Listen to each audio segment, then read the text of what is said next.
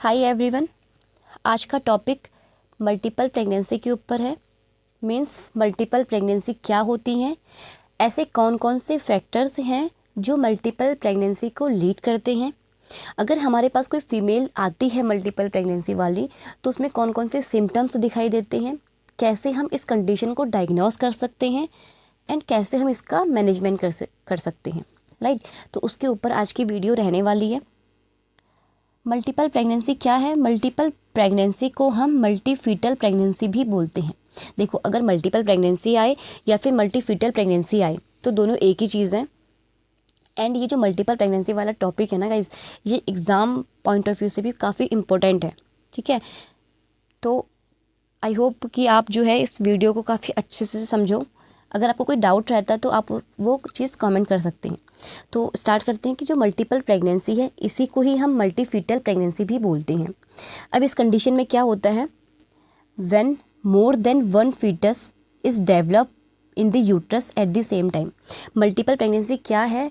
जिसमें यूट्रस के अंदर सेम टाइम पे एक से ज़्यादा फीटस ग्रो कर रहे हों तो उसको हम बोलते हैं मल्टीपल प्रेगनेंसी। ठीक है, मैंने क्या बोला कि फीमेल है, फीमेल में क्या, फीमेल की जो वूम्ब है यानी कि जो यूट्रस है उसके अंदर सेम टाइम में एक से ज़्यादा जब फीटस ग्रो करते हैं तो उसको हम बोलते हैं मल्टीपल प्रेगनेंसी। अब ये जो फीटस ग्रो कर रहे हैं ये ट्विंस भी हो सकते हैं, यानी कि 2 बेबीज़ भी हो सकते हैं, 3 बेबीज़ भी हो सकते हैं, 4 भी हो सकते हैं, 5 भी हो सकते हैं, 6 भी हो सकते हैं। ठीक है, तो इन्हीं नंबरिंग के अकॉर्डिंग इनके नेम्स हैं। जैसे अगर यूट्रस के अंदर एक से ज़्यादा बेबी ग्रो कर रहा है, यानी कि अगर 2 बेबीज़ ग्रो कर रहे हैं यूट्रस के अंदर तो उसको हम ट्विंस बोलते हैं। राइट, एंड अगर यूट्रस के अंदर 3 बेबीज़ ग्रो कर रहे हैं तो उसको हम ट्रिपलेट्स बोलते हैं। वहीं अगर यूट्रस के अंदर 4 बेबीज़ ग्रो कर रहे हैं तो उसको हम क्वाड्रुप्लेट्स बोलते हैं। अगर यूट्रस के अंदर 5 बेबीज़ ग्रो कर रहे हैं तो उसको हम क्विंटुप्लेट्स बोलते हैं। एंड अगर यूट्रस के अंदर 6 बेबीज़ ग्रो कर रहे हैं तो उसको हम सेक्सटुप्लेट्स बोलते हैं। ठीक है, तो ये है नंबरिंग के अकॉर्डिंग कि अगर यूट्रस के अंदर कितने ज़्यादा फीटस जो है वो ग्रो कर रहे हैं। इसमें से अगर मैं बात करूँ, सबसे जो मोस्ट कॉमन है वो क्या है? ट्विंस है। ठीक है, मल्टीपल प्रेगनेंसी में सबसे ज़्यादा चांसेस जो होते हैं वो ट्विंस बेबी के होते हैं। ये क्या है? मोस्ट कॉमन है। सबसे ज़्यादा आप जब केसेस देखोगे तो ट्विंस प्रेगनेंसी के देखने को मिलते हैं कि फीमेल हमारे पास आई मल्टीपल प्रेगनेंसी वाली, और उसमें क्या होगा, ट्विंस बेबी सबसे ज़्यादा देखने को मिलते हैं। एंड अब इस ट्विंस बेबीज़ की भी वेराइटीज़ होती हैं। ठीक है, मोनोजाइगोटिक एंड डाइजाइगोटिक, बेसिकली 2 ही होती है, मोनोजाइगोटिक एंड डाइजाइगोटिक। मोनोजाइगोटिक क्या होती है?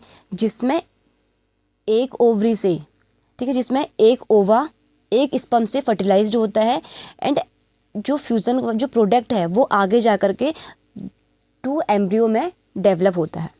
ठीक है, मैंने क्या बोला कि जब एक ओवा एक स्पर्म से फर्टिलाइज्ड होता है और आगे जा कर के वो 2 एम्ब्रियो या फिर 2 फीटस का फॉर्मेशन करता है तो उसको हम बोलते हैं मोनोजाइगोटिक। इसका अनदर नेम, इसको हम यूनिओव्यूलर भी बोलते हैं और आइडेंटिकल ट्विंस भी बोलते हैं। ठीक है, वही डाइजाइगोटिक क्या होती है? जिसमें या तो एक जो हमारी ओवरी होती है उससे दोनों ओवा रिलीज होंगे या फिर अलग अलग ओवरी से 2 ओवा रिलीज होंगे। ठीक है, और वो आगे जा कर के 2 सेपरेट स्पर्म से फर्टिलाइज्ड हो जाते हैं तो उसको हम बोलते हैं डाइजाइगोटिक। मैंने क्या बोला कि जब एक या तो फिर एक ओवरी से 2 ओवा रिलीज होंगे या तो फिर दोनों ओवरी से अलग अलग ओवर रिलीज होंगे और वो आगे जा कर के 2 सेपरेट स्पर्म से फर्टिलाइज्ड होते हैं तो उसको हम बोलते हैं डाइजाइगोटिक। डाइजाइगोटिक को हम अदर नेम से भी जानते हैं, बाइनोव्यूलर या फिर नॉन आइडेंटिकल ट्विन या फिर फ्रेटर्नल ट्विन।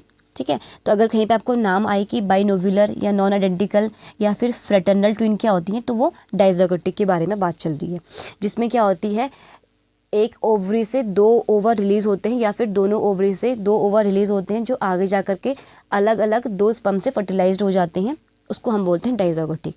राइट, नेक्स्ट है जो मोनोजाइगोटिक होते हैं, इसमें सिंगल प्लेसेंटा होता है, यानी कि जो इसमें 2 बेबीज़ हैं। ठीक है, एक ये फीटस है, एक ये फीटस है। राइट, ये दोनों ही फीटस क्या होंगे, एक ही प्लेसेंटा से अटैच्ड होते हैं।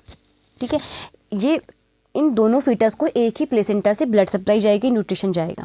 राइट, वहीं जो डाइजाइगोटिक होती हैं इसमें क्या होती है, सेपरेट प्लेसेंटा होते हैं। ठीक, इसमें जो फीटस है, फीटस की जो जेस्टेशनल सैक होती है वो 2 एमनियन और 2 कोरियन लेयर से सेपरेटेड होती है और दोनों ही फीटस के पास अपने अपने प्लेसेंटा होती है। ठीक है, देखो जैसे डाइजाइगोटिक में ये एक फीटस है, ये एक फीटस है। ठीक है, तो इन दोनों के बीच में क्या होंगी, 2 एमनियन की लेयर होती हैं एंड 2 कोरियन की लेयर होती हैं।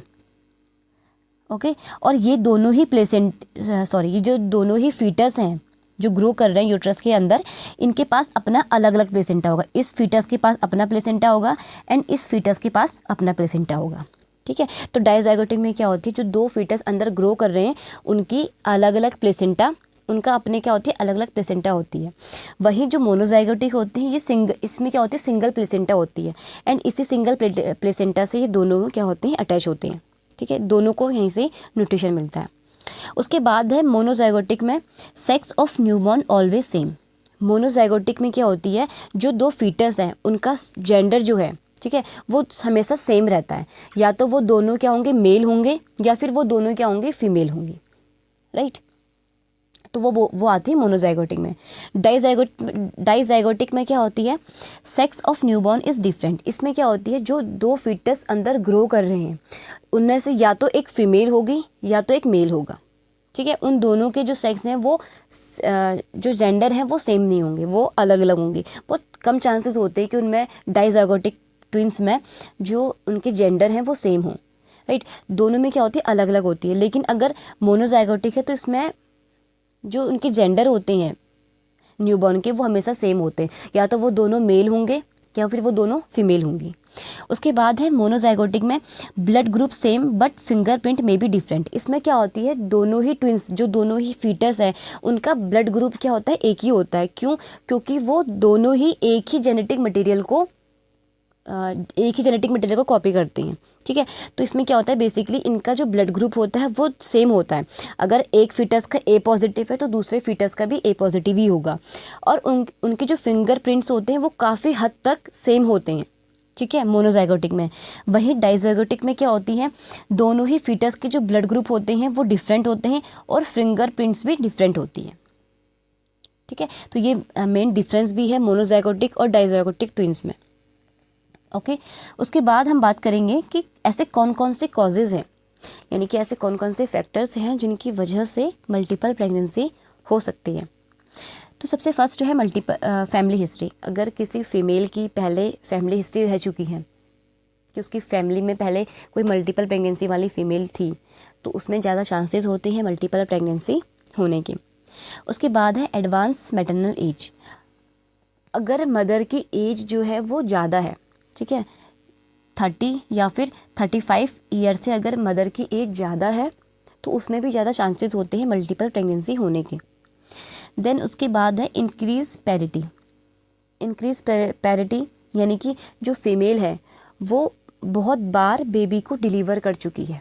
ठीक है, या तो वो 5th टाइम बेबी को डिलीवर कर रही है या फिर वो 5th टाइम से भी ज़्यादा बेबी को डिलीवर कर रही है, तो उसको हम बोलते हैं इंक्रीज पैरिटी। यानी कि जब फीमेल बार बार जो बच्चा है उसको डिलीवर कर रही है, ठीक है, तो इस कंडीशन में भी इसमें भी चांसेस होते हैं मल्टीपल प्रेगनेंसी होने की। उसके बाद है ART। ART को हम बोलते हैं असिस्टेड रिप्रोडक्टिव टेक्निक।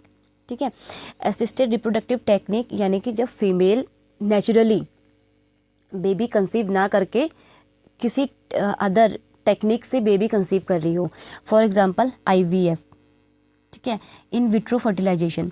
तो इसमें क्या होता है, इसमें जो फीमेल है वो नेचुरली बेबी कंसीव नहीं करती है, वो क्या होती है IVF के थ्रू जो बेबी है उसे कंसीव करती है। तो इसमें भी ज़्यादा चांसेस होते हैं कि जो फीमेल है वो मल्टीपल प्रेगनेंसी वाली हो। उसके बाद ऐसे कौन कौन से सिम्टम्स हैं जो हमें मल्टीपल प्रेगनेंसी में देखने को मिलते हैं। तो सबसे पहले क्या होगा, size of uterus is larger than gestational age. जो यूट्रस है उसका जो साइज है वो ज़्यादा होगा जेस्टेशनल एज के अकॉर्डिंग। क्यों, क्योंकि यूट्रस के अंदर एक से ज़्यादा फीटस ग्रो कर रहे हैं, तो ऑब्वियस सी बात है कि जो यूट्रस का साइज है वो उसकी जेस्टेशनल एज के अकॉर्डिंग हमेशा बड़ा होगा, लार्जर होगा। उसके बाद है एनीमिया। जो फीमेल होगी वो एनीमिक होगी। क्यों, क्योंकि एक तो यूट्रस के अंदर एक से ज़्यादा बेबी ग्रो कर रहे हैं, एक से ज़्यादा फीटस ग्रो कर रहे हैं, तो उनकी जो डिमांड है ऑक्सीजन की, ब्लड की, वो बढ़ जाएगी। उसके बाद आपको नॉर्मली पता है कि प्रेगनेंसी में क्या होती है, प्लाज्मा वॉल्यूम इंक्रीज़ रहता है, ठीक है। ये प्लाज्मा वॉल्यूम नॉर्मली प्रेगनेंसी के टाइम पे इंक्रीज़ रहता है। वहीं अगर फीमेल मल्टीपल प्रेगनेंसी वाली है तो इसमें क्या होगा, जो ये प्लाज्मा वॉल्यूम नॉर्मली इंक्रीज़ रहता है प्रेगनेंसी के टाइम पे, ये बहुत ज़्यादा इंक्रीज़ हो जाएगा। अब अगर प्लाज्मा वॉल्यूम इंक्रीज़ होता है तो इससे जो ब्लड सेल्स का प्रोडक्शन है वो डिक्रीज़ हो जाता है, इसलिए भी फीमेल जो है वो एनीमिक हो सकती है। देन उसके बाद है वेट गेन। नॉर्मल प्रेगनेंसी से ज़्यादा जो फीमेल हैं मल्टीपल प्रेगनेंसी वाली, उसमें वेट गेन देखने को मिलेगा, ठीक। नॉर्मली अगर मैं बात करूँ, नॉर्मल प्रेगनेंसी में जो सिंगल प्रेगनेंसी होती है उसमें कितना वेट गेन होता है, 11 से 12 kg वेट गेन होता है, ठीक है। लेकिन अगर फीमेल मल्टीपल प्रेगनेंसी वाली है तो उसमें इससे भी ज़्यादा वेट गेन देखने को मिलेगा। देन उसके बाद है माल प्रेजेंटेशन। माल प्रेजेंटेशन क्यों? क्योंकि देखो 2 रीज़न है। एक तो पॉलीहेड्रोमिनोज एक्सेसिव एमनियोटिक फ्लूइड होने की वजह से माल प्रेजेंटेशन हो सकती है, फीटस दोनों ही मूव करेंगे, ठीक है, तो उसमें ज़्यादा चांसेस होते हैं कि माल प्रेजेंटेशन होने की। देन उसके बाद है प्रेशर सिम्टम्स। प्रेशर सिम्टम्स यानी कि जिसमें पेशेंट को डिज़निया फील होगा, ठीक है, सांस लेने में दिक्कत होगी, चेस्ट पेन होगा। अब ऐसा क्यों होगा? क्योंकि यूट्रस, ऑब्वियस सी बात है कि यूट्रस बहुत ग्रो कर रहा है, ठीक है, यूट्रस का जो साइज है वो बढ़ रहा है, एब्डोमिनल गिर्थ बढ़ रही है। तो जब यूट्रस का साइज बढ़ता है, फंडस भी बढ़ेगा। फंडस क्या करेगा, डायफ्राम को पुश करेगा ऊपर लंग्स में, ठीक है, और लंग्स को प्रॉपर स्पेस नहीं मिल पाएगा एक्सपेंड होने के लिए, जिससे क्या होगी, फीमेल को ब्रीथिंग डिफिकल्टी हो सकती है, राइट। उसके बाद है पॉलीहाइड्रोमिनाज। मल्टीपल प्रेगनेंसी में पॉलीहाइड्रोमिनाज वाली कंडीशन भी हो सकती है, यानी कि जब एमनियोटिक फ्लूइड का लेवल जो है वो नॉर्मल से ज़्यादा एक्सीड कर जाए तो उसको हम बोलते हैं पॉलीहाइड्रोमिनाज। ऐसा क्यों होगा? क्योंकि देखो आपको पता है कि एमनियोटिक फ्लूइड कैसे बनता है, जब फीटस यूरिन पास करता है, राइट। अब यूट्रस के अंदर क्या है, एक से ज़्यादा फीटस ग्रो कर रहे हैं, इट मीन्स कि अंदर जो फीटस है वो ज़्यादा यूरिन का प्रोडक्शन करेंगे। 2 फीटस हैं तो वो दोनों ही ज़्यादा यूरिन का प्रोडक्शन करेंगे, जिससे क्या होगा, अंदर एक्सेसिव जो एमनियोटिक फ्लूइड का वॉल्यूम है वो इंक्रीज़ हो जाएगा और पॉलीहाइड्रोमिनाज वाली कंडीशन अराइज हो जाएगी। देन उसके बाद है oedema in legs and feet. जो फीमेल है उसके लेग्स और फीट में एडिमा देखने को मिलेगा। और भी सिम्टम्स हो सकते हैं, जैसे फीमेल को क्या होगी, नोजिया वॉमिटिंग होगी, मतलब एक्सेसिव अमाउंट में उसको क्या होगी, वॉमिटिंग होगी, ठीक है, जिसको हम हाइपर एमेसिस ग्रेविडम भी बोलते हैं, ओके। तो ये थे कुछ सिम्टम्स इसके। उसके बाद हम इस कंडीशन को कैसे डायग्नोस कर सकते हैं? सबसे पहले तो हम हिस्ट्री कलेक्शन करेंगे, ठीक है, फीमेल से पूछेंगे कि आपके फैमिली में कोई हिस्ट्री तो नहीं थी मल्टीपल प्रेगनेंसी वाली। तो सबसे पहले हम फीमेल से जितनी भी हिस्ट्री है वो सारे कलेक्ट करेंगे। देन उसके बाद हम एब्डोमिनल एग्जामिनेशन करेंगे। जब हम एब्डोमिनल एग्जामिनेशन करेंगे तो उसमें हम सबसे पहले इंस्पेक्शन करते हैं। इंस्पेक्शन में हम देखेंगे कि यूट्रस कितना है, ठीक है, यूट्रस का साइज़ क्या है, एब्डोमिनल गिर्थ कैसी है, वो सारी चीज़ चेक करेंगे, जिसमें हमें ये देखने को मिलेगा कि यूट्रस का साइज बहुत ज़्यादा इंक्रीज़ हो गया है, बढ़ गया है, ठीक है। जब यूट्रस का साइज उसके नॉर्मल से ज़्यादा बढ़ जाता है तो उसको हम बोलते हैं बैरल शेप यूट्रस। तो नॉर्मली जो मल्टीपल प्रेगनेंसी वाली फीमेल होती है उसका यूट्रस कैसे हो जाता है, बैरल शेप यूट्रस हो जाता है। जो नॉर्मल प्रेगनेंसी से जब ज़्यादा यूट्रस का साइज बढ़ जाता है तो उसे हम बोलते हैं बैरल शेप यूट्रस, राइट।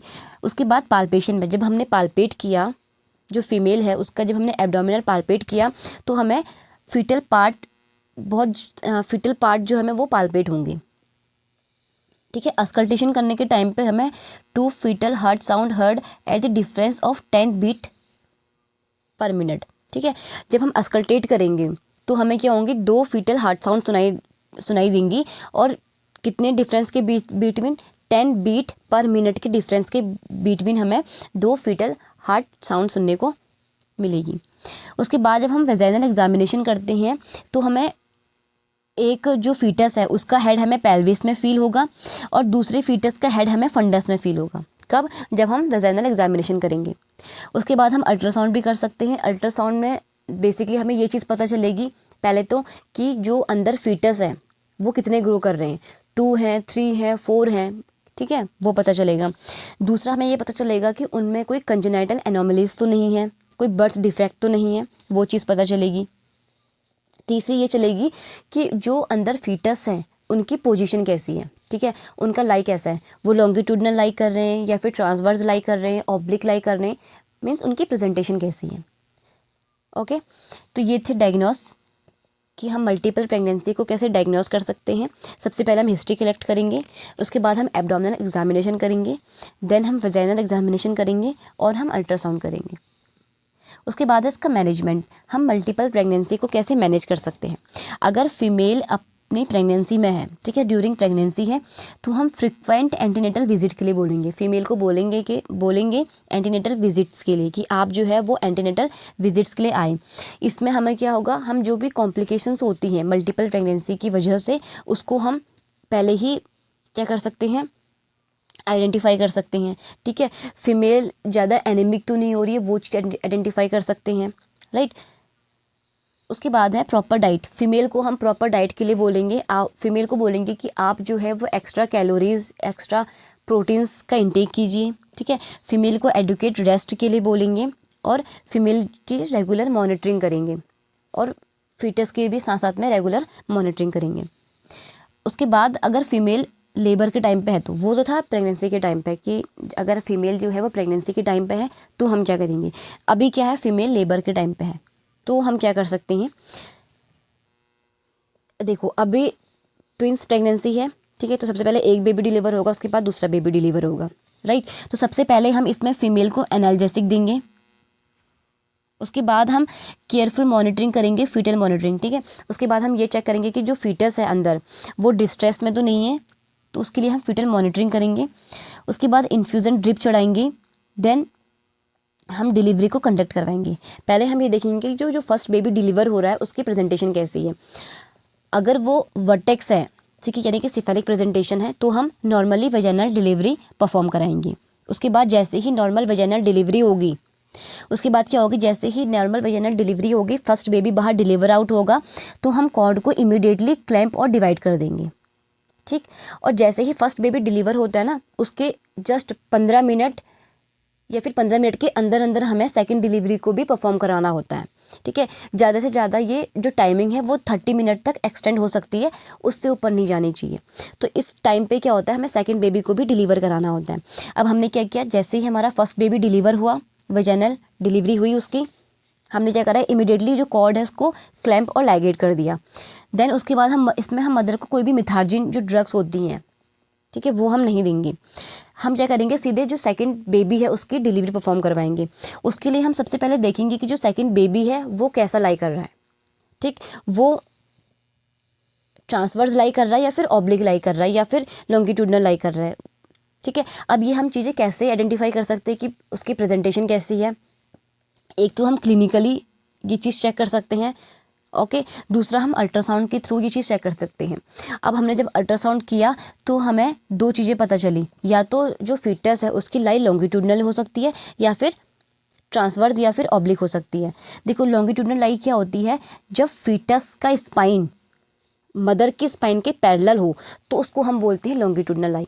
अब लॉन्गिट्यूडनल लाई में भी दो चीज़ें हो सकती हैं, या तो वो सिफेलिक हो सकता है, ठीक है, यानी कि जिसमें जो फीटस का हेड है, जो वर्टेक्स वाला पार्ट है, वो पेल्विक कैविटी में हो, या फिर ब्रीच हो सकता है। ब्रीच में क्या होती है, जिसमें फीटस की जो ये बटेक्स वाला एरिया होता है वो क्या हो, पेल्विक कैविटी में हो, ठीक।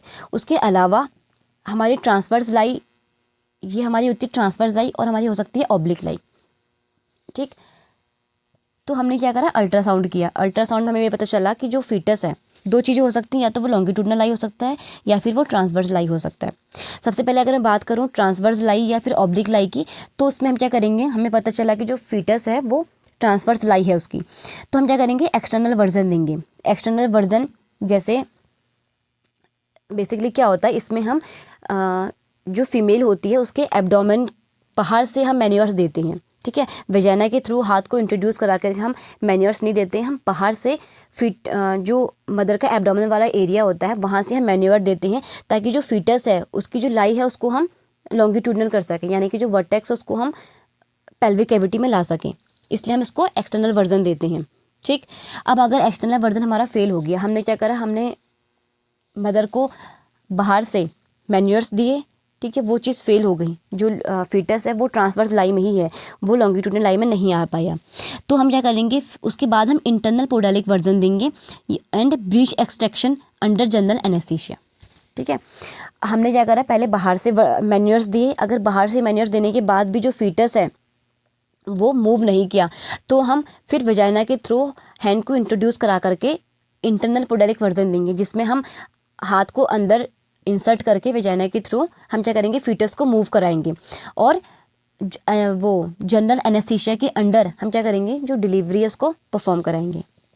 ओके, वही चीज़ अगर लॉन्गिट्यूडनल लाई है, ठीक है, जो फीटस है, जो फीटस का स्पाइन है वो क्या है, फीमेल के यानी कि मदर के स्पाइन के पैरेलल है। तो इसमें भी दो चीज़ें मैंने आपको बताई थी, लॉन्गिट्यूडनल लाइन में हो सकता है या तो वर्टेक्स हो या फिर वो ब्रीच हो। अगर वो ब्रीच प्रेजेंटेशन है, यानी कि जो फीटस का बटेक्स वाला पार्ट है या फिर जो फूट है वो पेल्विक कैविटी में एंटर हो गई, तो उसको हम बोलते हैं ब्रीच प्रेजेंटेशन। ठीक, तो उस कंडीशन में क्या होगा, हम ब्रीच एक्सट्रैक्शन कराएंगे। ब्रीच एक्सट्रैक्शन क्या होती है बेसिकली, इसमें हम क्या करते हैं, वजाइना के थ्रू हैंड को इंट्रोड्यूस कराते हैं और जो फीटस के फीट होते हैं उनको जेंटली बाहर की ओर पुल करते हैं। ठीक है, और इस तरीके से हम डिलीवरी को परफॉर्म कराते हैं। वहीं अगर हमारे क्या है, जो लॉन्गिट्यूडनल लाइन में जो फीटस है वो वर्टेक्स है, यानी कि जो फीटस का हेड है वो हमारी पेल्विक कैविटी में है।